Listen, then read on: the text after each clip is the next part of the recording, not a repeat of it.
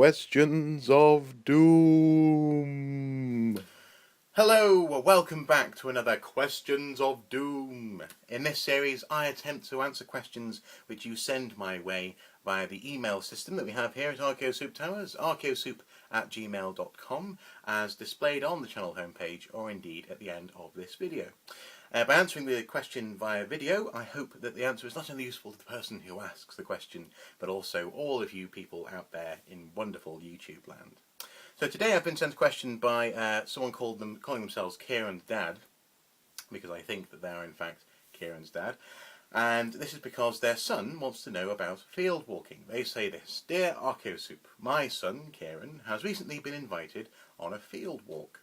Could you please go over the basics of what a field walk is, as he's very interested in archaeology and would like to take up this opportunity. He is, however, a little bit hazy. Thank you very much, Kieran's dad. Well, Kieran and Kieran's dad, yes, I can explain a field walk.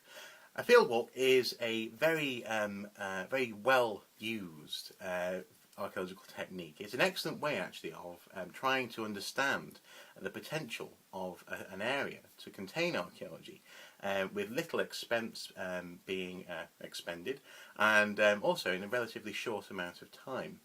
What happens is, in most field walks, is that there'll be a group of people who are gathered together with this one purpose in mind, and each person, or each maybe pair of people, is allotted a plot of land on the field. Now this can be done in various ways. It can be done in squares, or it can be done in lines, but depending on how it's being organised, you'll be asked to survey your particular section, that is, walk around it, and either flag out with little flags where you find pots or broken bits of pots or sherds of flint or any other archaeological detritus that may have been disturbed by a plough, for example.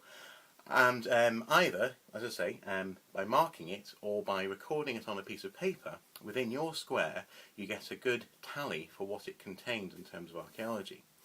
Then everybody, when they've got their square or their line or whatever it is they've been asked to look at, that information is then gathered together and put onto a diagram which records the amount of archaeology in each section of the field.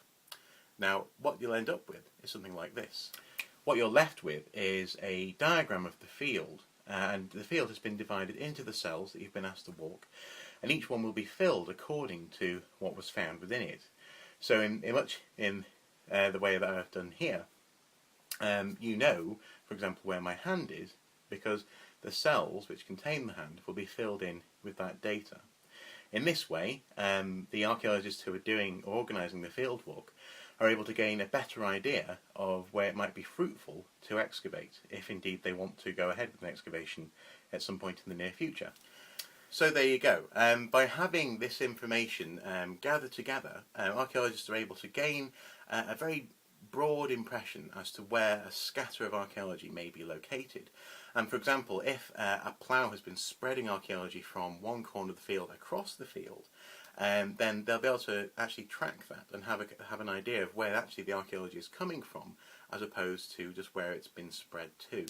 And then after that, that may be the end of it. They may just be surveying for posterity or for a local records office.